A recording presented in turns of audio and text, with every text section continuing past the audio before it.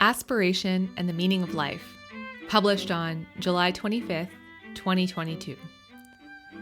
I decided to take a month off before starting a new job at a new company.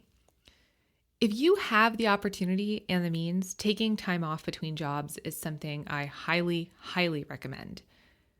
It's about the best thing you can do for your soul. There are no professional responsibilities hanging over your head, and this does wonders for self-reflection, revelation, creativity, and the like. So, what have I been doing with my time? Well, thinking about the meaning of life, of course. Leave it to me to go down an existential rabbit hole when I should be binging on bad TV, which I've also been doing.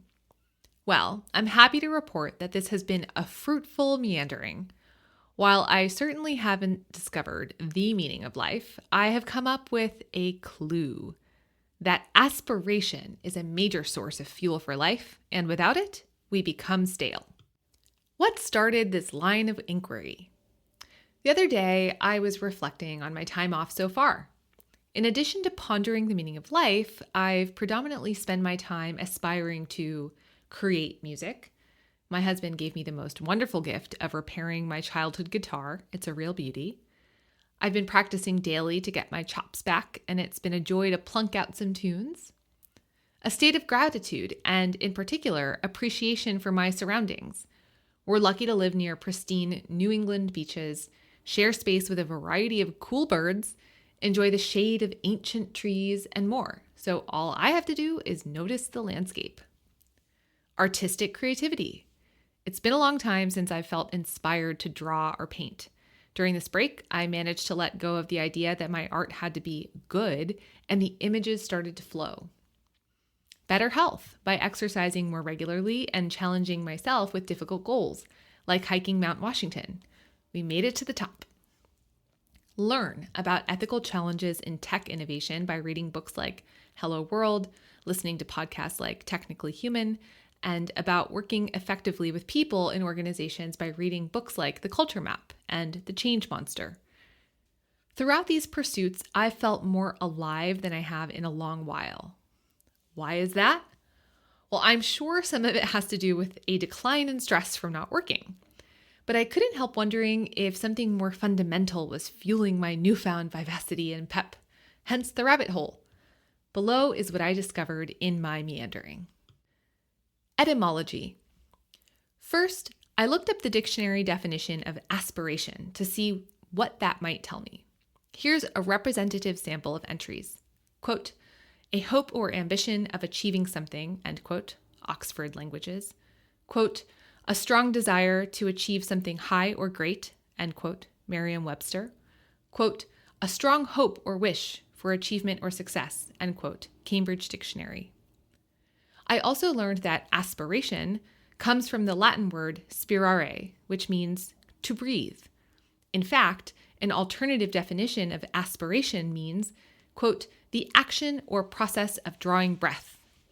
Spirare also happens to be the origin of the word spirit. So the etymology of aspiration links the act of breathing, something our bodies do to stay alive, and the spirit, the soul or essence of a person, to the act of striving for something.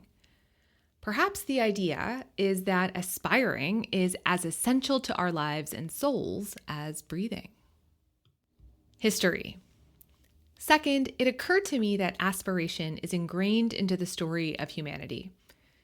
Humans have aspired to all sorts of things throughout history: innovation, enlightenment, security, beauty, freedom, civility, well, sometimes, and more. In fact, I'm hard-pressed to think of any time, past or present, when aspiration in some form hasn't been a core driving force for individuals and societies. Here's a handful of cool examples. Yoga, an ancient discipline, notably, not an end state, that is very much alive today, through which one aspires to self-awareness and higher consciousness. Leonardo da Vinci, a person with lifelong aspirations to learn and create, resulting in legendary feats of art and engineering. Democracy, a system of government that aspires to empower and effectuate the will of the people being governed. Marie Curie, a person with relentless aspirations as a scientist, yielding pivotal discoveries in nuclear chemistry and physics, as well as paving the way for women in the sciences. Undoubtedly, by now, some of you have noted to yourselves that I'm hardly the first person to link aspiration and meaning of life. This link has been long established by philosophers and scientists much smarter than me. While searching for resources and references, though I mostly have my Harvard historian husband to thank, I even came across this super on-point Scientific American article from 2012 titled Aspiration Makes Us Human, linked. In any case, in light of the overwhelming evidence, it doesn't seem like much of a stretch to conclude that through aspiration, we find meaning and purpose. Philosophy. Finally, it occurred to me that none of the aspirational endeavors I've taken on during my break have a true endpoint.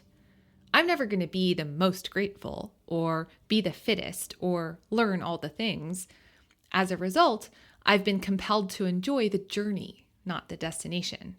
Yes, that old cliche we get from Emerson, though my favorite delivery of this is actually by Aerosmith. See link.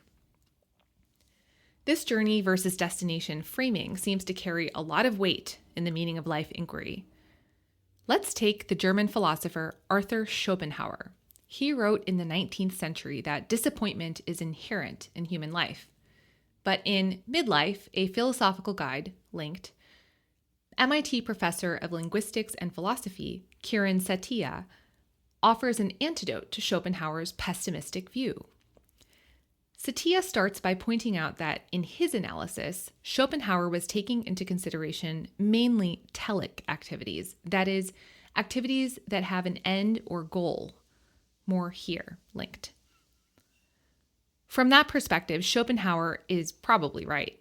Disappointment is built into activities with a concrete objective. Either you fail to achieve the objective, disappointing, or you achieve the objective and no longer have something to strive toward until you set up the next objective, also disappointing in a different sense. To get away from this state of perpetual disappointment and instead move toward a state of fulfillment, Setia suggests focusing on experiential activities that are satisfying in and of themselves. These are called atelic activities, and they are all about the journey, not the destination. I find Setia's example contrasting walking home, telic, and going for a stroll, atelic, particularly useful. The upshot seems to be that contentment and fulfillment stem not from achievement, but from aspiration itself. Putting it all together, here's a summary of my 3 takeaways in a nice, neat list. 1. Aspiration is as essential to our lives and souls as breathing. 2. We find purpose and meaning through aspiration. 3. Contentment and fulfillment stem from aspiring, not from achieving. Collectively, these seem to support that aspiration is a critical ingredient in our lives. They suggest that striving is our friend and complacency is our foe, but that in our striving, we should take care to be present and to free ourselves from expectations, whether external or self-imposed, around outcomes. This is a far cry from discovering the meaning of life, but it is a clue for how to live a fulfilling life.